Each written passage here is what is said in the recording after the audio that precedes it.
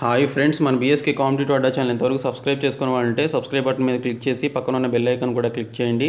So that నేను upload చేసే ప్రతి వీడియో యొక్క నోటిఫికేషన్ మీరు పొందగలుగుతారు. ఫ్రెండ్స్, ఆర్ఆర్బీ ఎన్టీపీసీ ఎగ్జామ్కి సంబంధించి రీసెంట్గా ఆన్లైన్ అప్లికేషన్ ప్రాసెస్ కూడా స్టార్ట్ అయింది కదా. సో అందులో ఎవరైతే ఈబీసీ అభ్యర్థులు ఉన్నారో వాళ్ళు ఈబీసీ అని చెప్పేసి వాళ్ళ కమ్యూనిటీని కనుక సెలెక్ట్ చేసుకుంటే వాళ్ళు దానికి సంబంధించినటువంటి ఈడబ్ల్యూఎస్ సర్టిఫికేట్కి సంబంధించినటువంటి అప్లికేషన్ నెంబర్ అనేది, ఆ సర్టిఫికేట్ నెంబర్ అనేది మెన్షన్ చేయాల్సి ఉంటుంది. అయితే ఇప్పుడు ఈడబ్ల్యూఎస్ సర్టిఫికేట్స్ అనేవి మన స్టేట్స్లో ఇవ్వట్లేదు. సో మన స్టేట్లోనే కాదు, దేశంలో ఉన్నటువంటి చాలా స్టేట్స్లో ఇవ్వట్లేదు. ఈడబ్ల్యూఎస్ సర్టిఫికేట్స్ అనేవి ఇంకా ప్రాసెస్ అనేది స్టార్ట్ చేయలేదు. సో ఈ ప్రాబ్లం అర్థం చేసుకున్నటువంటి ఆర్ఆర్బీ ఇప్పుడు ఒక కొత్త మార్పు అనేది చేయడం జరిగింది.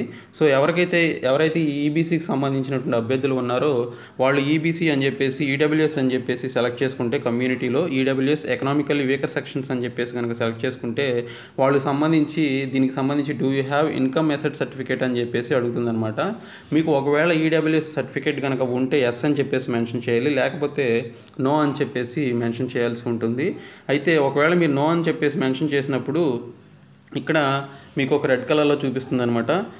I declare that I belong to economically weaker section as per para 8.4 of CEN 1 2019.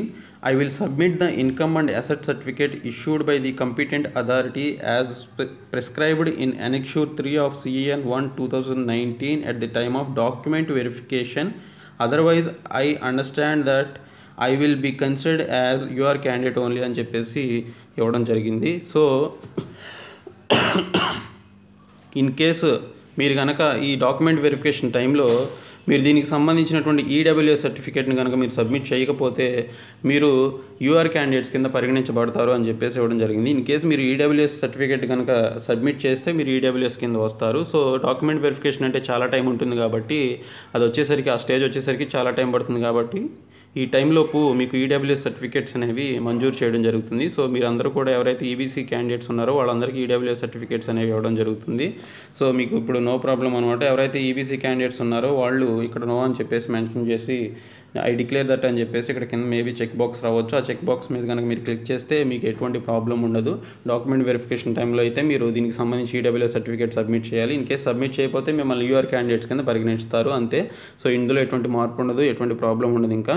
So ఎవరైతే ఈబీసీ క్యాండిడేట్స్ ఉన్నారో వాళ్ళు ఇంకా ఏ టెన్షన్ లేకోకుండా దీనికి సంబంధించి అప్లై చేసుకోండి. ఈ వీడియోని మీ ఫ్రెండ్స్ అందరికీ షేర్ చేయండి. అలాగే మన బీఎస్కే కాంపిటేటివ్ అడ్డా ఛానల్ సబ్స్క్రైబ్ చేసి పక్కన బెల్ ఐకాన్ కూడా క్లిక్ చేయండి. Thank you so much friends.